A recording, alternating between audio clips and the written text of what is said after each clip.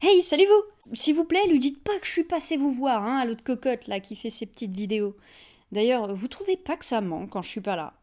Franchement. Moi je suis là pour poser les bonnes questions. Moi je suis là pour lui rappeler qu'il faut qu'elle explique des choses. Parce qu'il y a des trucs sur lesquels, sans moi, elle passe à côté.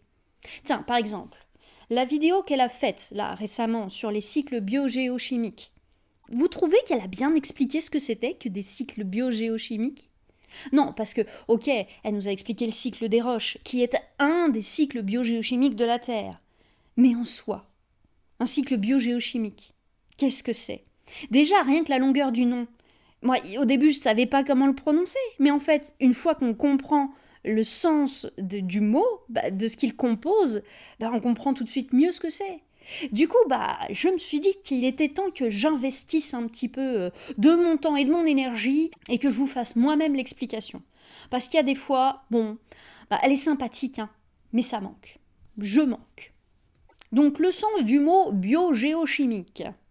Il y a bio, il y a géo et il y a chimique. En fait, les cycles biogéochimiques, c'est les cycles qui mélangent à la fois les éléments biologiques, les éléments géologiques et les éléments chimiques. C'est-à-dire que, par exemple, dans son cycle biogéochimique, qu'est-ce qui entraîne son altération, c'est mécanique, son érosion, mécanique, parce qu'il y a deux termes différents. Érosion mécanique, altération chimique.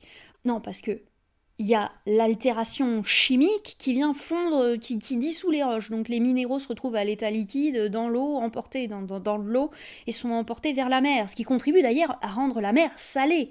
C'est un des éléments qui contribue à j'ai envie de dire la salaison, mais en fait c'est pas ça, juste ça rend la mer salée. Bon d'accord, il y a des termes qu'elle est là que moi j'ai pas. Bon, c'est pas grave. Ça n'enlève pas de crédit à ce que moi je vous raconte, ok. Du coup, c'est biogéochimique parce qu'en fait, ça regroupe les cycles qui incluent des actions des organismes biologiques, de la géologie et de la chimie.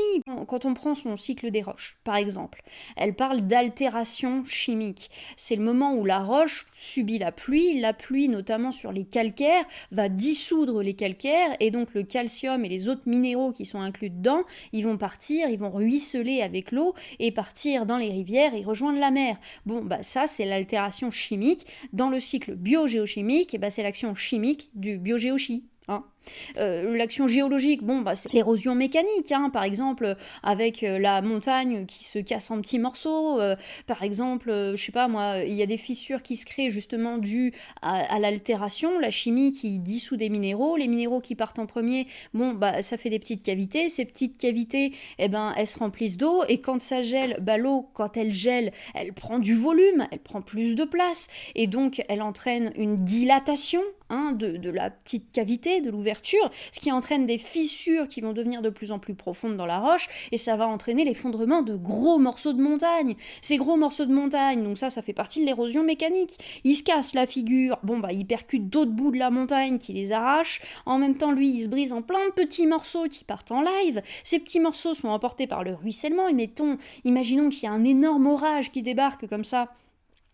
Cet orage, il va faire couler plein d'eau sur la montagne. Cette eau, elle va emporter les petits morceaux qui vont Non, ils vont pas s'envoler.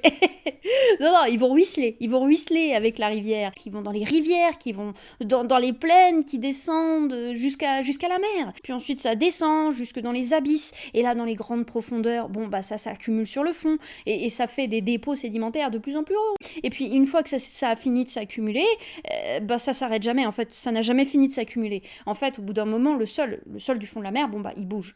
C'est super lent, c'est à l'échelle du million d'années et tout ça. Mais le sol, il bouge, et puis il finit par arriver au niveau d'une zone de subduction. Dans la zone de subduction, il se casse la figure en bas, sous la montagne, et puis ensuite, il retourne à l'état. Et donc tout ça, c'est l'aspect géologique.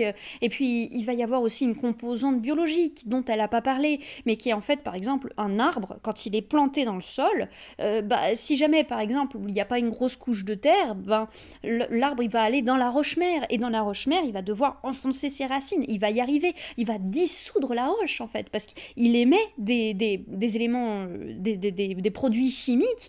Alors elle saura sûrement vous expliquer lesquels, si vous lui posez la question. Je suis sûre qu'elle se fera un plaisir de faire une vidéo sur le sujet. Moi je suis pas assez calée, elle, ça devrait aller.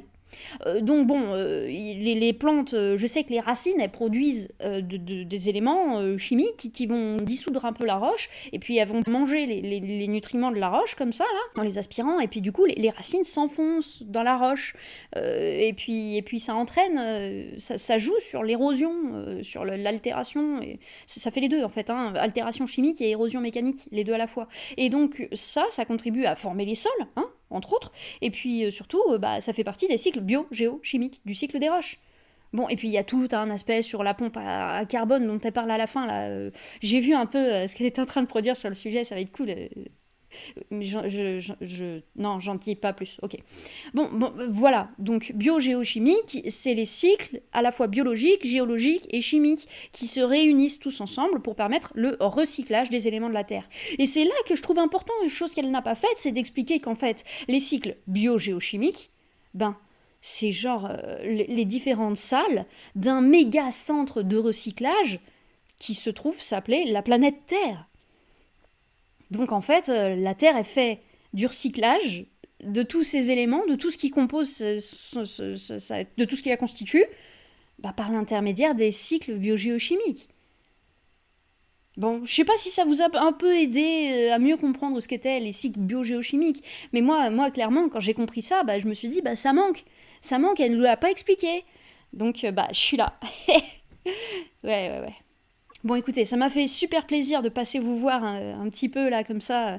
Je me suis faufilée, j'ai profité de son absence pour pouvoir essayer de vous parler un peu. Donc, les cycles biogéochimiques, si je résume, c'est la méthode qu'a la Terre pour permettre le recyclage de ses composants, de ses constituants.